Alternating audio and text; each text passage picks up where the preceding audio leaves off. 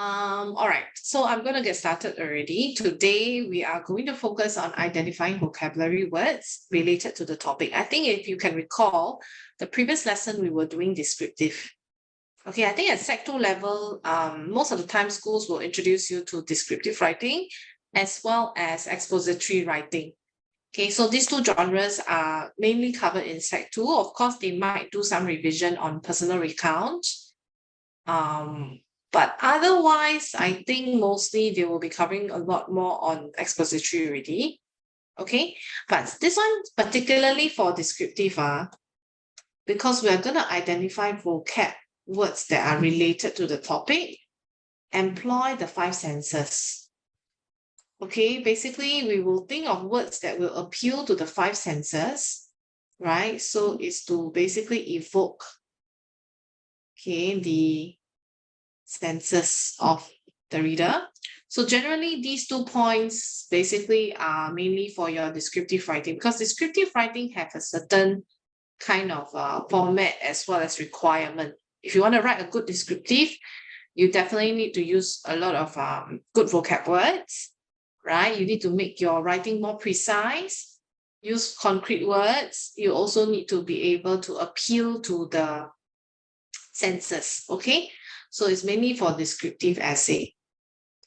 Okay, so we're going to touch on that. Basically, this is the learning objectives of today. But at the same time, of course, I know both of you actually did not attempt the question for compo. Okay, I noticed, but I think you did a good job on answering the questions for current affairs. Okay, after watching the video, right? So this one, I think, of course, composition is also going to be on descriptive. Okay, then current affairs, it is focusing a lot on the Peel format. Okay, you notice almost all the questions are structured in a way that you are supposed to use the Peel concept to answer. Okay, so we are focusing on Peel. Then for current affairs, I think also a lot on the inferencing as well. Okay, inferential skills. Okay, so just a reminder for compo, it's in your paper 1. Okay, current affairs, I think it falls under many aspects. Like I said, it is quite uniquely ours. We make an effort, right? A deliberate effort to go through current affairs every lesson so that it will build your knowledge and it will definitely help you in different aspects, different components in your exam, right? Like your visual text, your I think for comprehension as well, non-narrative text, I think it will help you understand things better also if you're very well read, okay? Okay, we'll touch on compo first. So for compo, we have talked about this before, I think the last lesson. So there are 3 types of language that we generally use for descriptive essay, okay? The first one, of course, a descriptive essay describes or tells us something that the writer, oh, Sherman is here.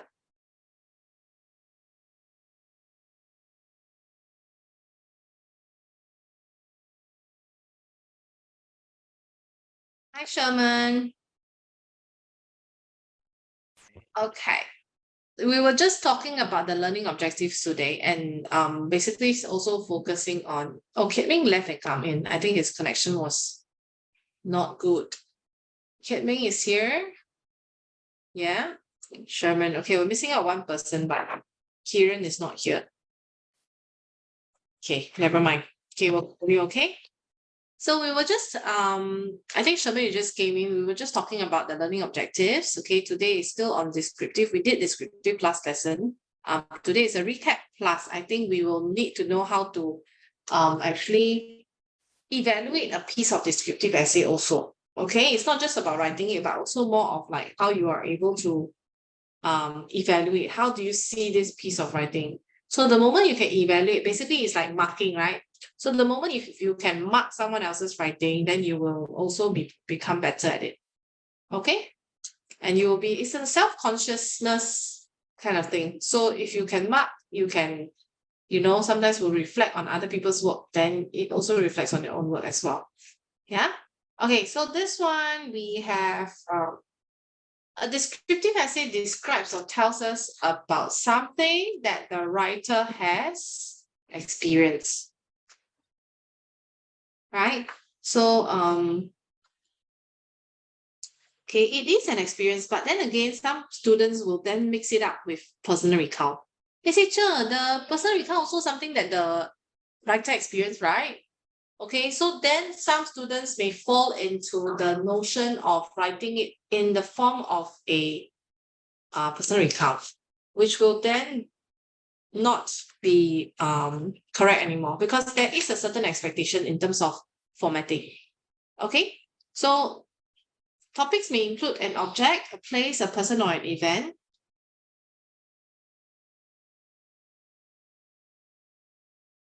Okay, so it describes or tells us something about the writer that the writer has experienced. Okay, descriptive writing will definitely show. Okay, we try to show and not tell. I think we talked about this the last lesson. Why do we show and not tell? Because we do not want to, in a way, we do not just want to tell the story like word for word. We want it to be able to create a vivid mental image on the reader's mind, right? So the reader can imagine. Okay, so that's if you can achieve that, then your descriptive writing should be quite good. Okay, so it aims to show and not tell the readers what the writer has experienced by using illustrative language such as, now, the language that appeals to the five senses would be what we call imagery. Okay, why do we use imagery? We use imagery because we want to create an image, like I said, okay? We want to create an image in the mind. And usually imagery is a language that appeals to the five senses.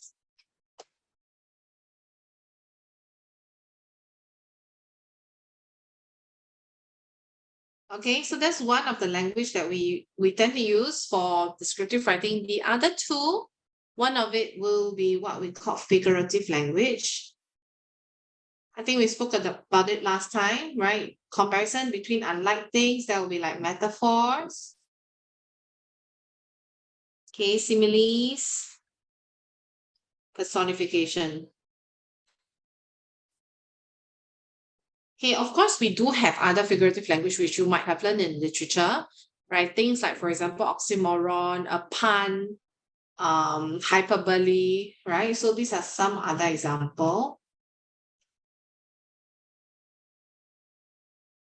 Some other examples of your figurative language. Or onomatopoeia.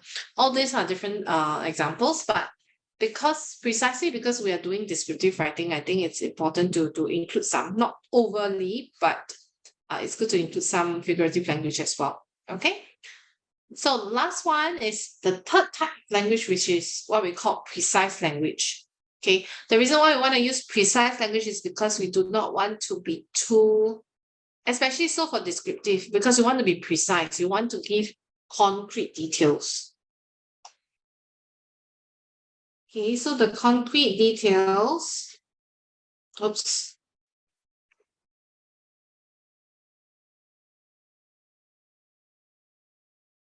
Right, you want to give concrete details about, about what you are describing. Say if you are describing, I think the topic that was given to you was describe your favorite food, right? So you want to give concrete details about the favorite food. You don't want to just be very brief. Then the reader don't even know what you're describing. Okay, that will be the least ideal, I would say. Okay, but if you can describe it and you can really even appeal to the senses, describe about the taste, the smell, the touch, even, right? The touch, as in the texture in your mouth, then that's pretty good descriptive writing. Okay, now let's move on to the next page.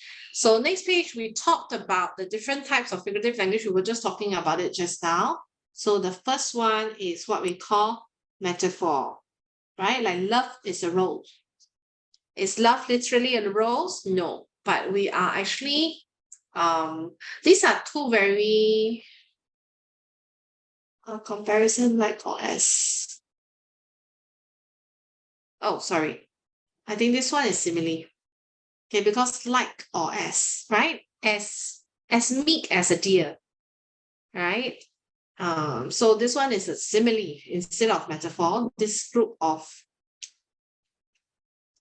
phrases that falls under figurative language is similes.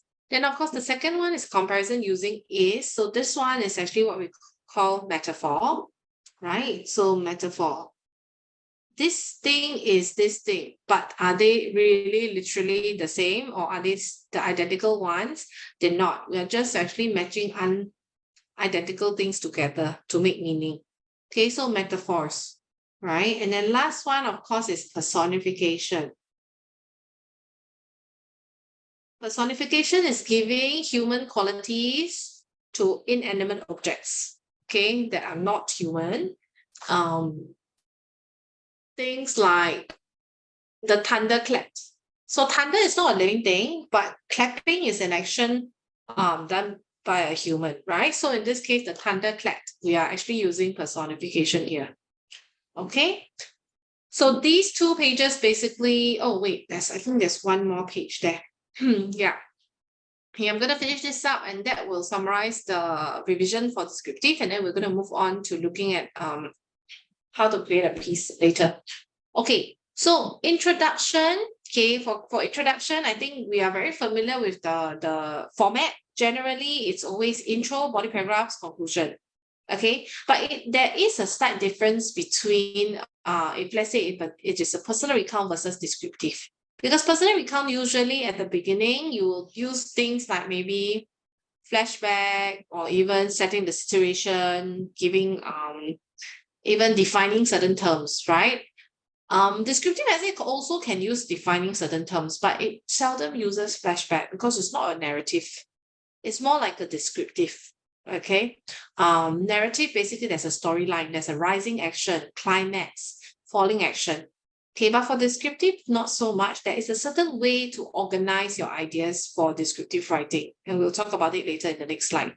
Okay, but for now, okay, we'll just look at in general, most of the writing, even expository, is always intro, body, conclusion. Okay, but what should be in the intro, right? So in this case, for descriptive, as usual intro, we will try to have a hook. Okay, what do we mean by a hook? Like a fishing hook, right? You want to hook someone inside. So you want to hook your readers into reading your essay. It must be something that is captivating. It must be something that can capture your readers' attention. Okay, so that's the hook. Then, of course, I think I'm not sure whether you have heard of this term before. I think I talked about it the last 1 or 2 lessons, but some schools might teach it, okay? It is more important in expository, but sometimes I think in narrative as well as descriptive, you can also include a thesis statement. It'll be good to include a thesis statement. Okay, the reason because thesis statement really gives the reader a direction of what to expect in the body paragraph. So it is found in the introductory paragraph. It gives the reader, right? It states the subject. It gives a general impression. It also helps in like helping to transit from one paragraph, from the intro to the body. Okay, so it's really quite important to have a thesis statement. Yeah, I put a star here. Okay. Yeah. So the next one is your body paragraphs. Your body paragraph, same thing. You should each have a. Oops, I think I should use another color.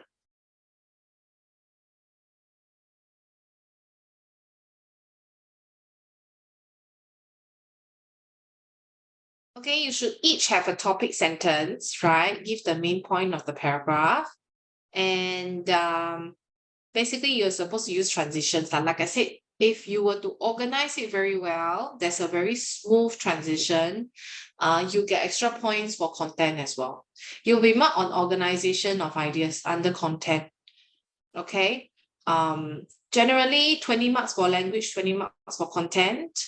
If you do not write enough content or you write out of topic, they will fail you. Okay, you are not supposed to write out of topic.